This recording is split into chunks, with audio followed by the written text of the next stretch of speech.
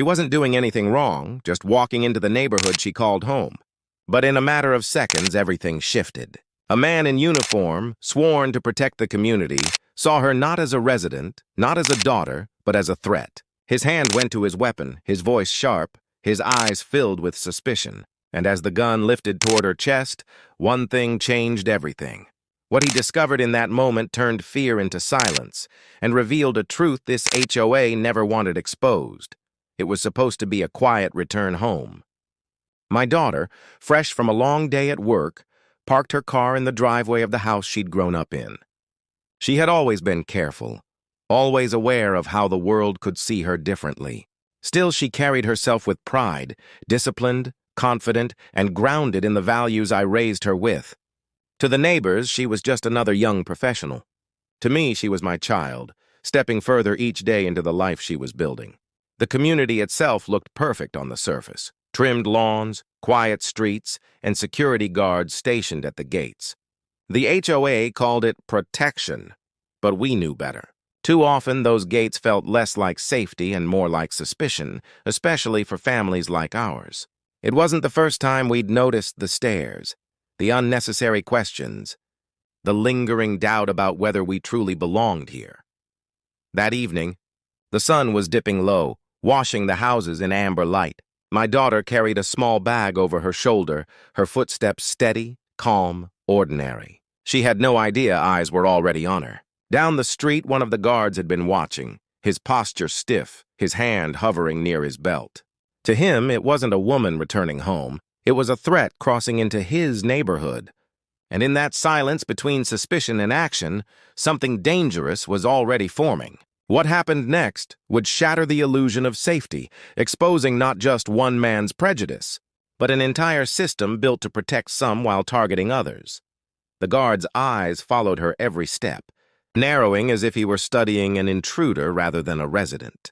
My daughter didn't notice at first. She was tired, her mind drifting toward a warm shower and the comfort of home. But then she felt it, the heaviness of a stare that refused to let go. She slowed her pace, sensing the shift in the air. That quiet dread anyone who's ever been profiled knows too well. Behind her, boots scraped against the pavement, deliberate, quickening. She turned slightly, just enough to confirm the sound. The guard was moving now, hand near his holster, his radio clipped and ready. To him, she wasn't a neighbor returning home, she was a target. "Hey!" "Stop right there." His voice cut through the quiet street like a blade. She froze, her pulse spiking. She'd done nothing wrong, no trespassing, no broken rules. Just a young black woman walking to her front door. Yet here she was, caught in the crosshairs of suspicion.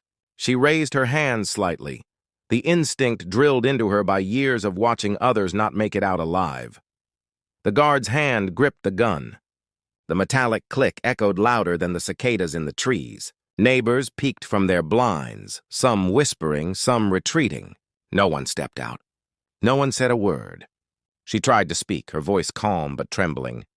But he didn't want words. He wanted control. Each step he took forward was measured, heavy, threatening. Her bag slipped slightly from her shoulder, and the guard's gun lifted higher, as if even gravity was a threat. Inside the house, I heard the commotion. By the time I reached the window, the sight made my heart collapse. My daughter standing still, her life balanced on the twitch of a stranger's finger. The HOA had promised safety. They had promised order. But this wasn't protection. It was persecution dressed in uniform. And still the guard wasn't done. His voice rose, commanding her to drop the bag. His stance widened, ready to fire. To him, she was guilty before being proven innocent. My daughter's mind raced. She thought of the news stories, the hashtags, the families left behind. She knew that one wrong move, one misunderstanding, could end her story right there on the sidewalk where she grew up. But then something shifted. She remembered what was inside her bag, something that could change the entire dynamic in an instant. Her hand twitched toward the zipper. The guard's eyes locked on it, his finger tightening. And in that unbearable second between survival and tragedy, everything hung in the balance. The barrel of the gun gleamed under the streetlight, pointed squarely at her chest. Every muscle in her body froze, knowing the wrong breath, the slightest twitch, could be the end. The neighborhood was silent, except for the guard's heavy breathing, the sound of authority warped by fear and prejudice. Her fingers brushed the zipper of her bag, and the guard barked a warning. His voice cracked, but his grip tightened. In his eyes, she wasn't a daughter, a neighbor, a professional. She was a threat that needed to be controlled. Time slowed. She thought of me inside the house, unaware of how close she was to becoming another name, another statistic, another headline that would ignite outrage but bring no comfort. She thought of the families before her, mourning because someone like him had decided their loved one didn't belong. And then, in one swift motion, she unzipped the bag. The guard's gun rose higher, his finger trembling on the trigger. But instead of a weapon, instead of the danger he had invented in his mind, she pulled out a small black case. She flipped it open, the gold badge catching the dim light like a flash of truth. FBI. The guard staggered back, confusion overtaking fury. His lips parted, but no words came. The power dynamic shifted in an instant. The woman he had profiled, the resident he had treated as a criminal, was a federal law enforcement. His authority crumbled against the weight of reality. Yet the gun was still raised. His finger was still on the trigger.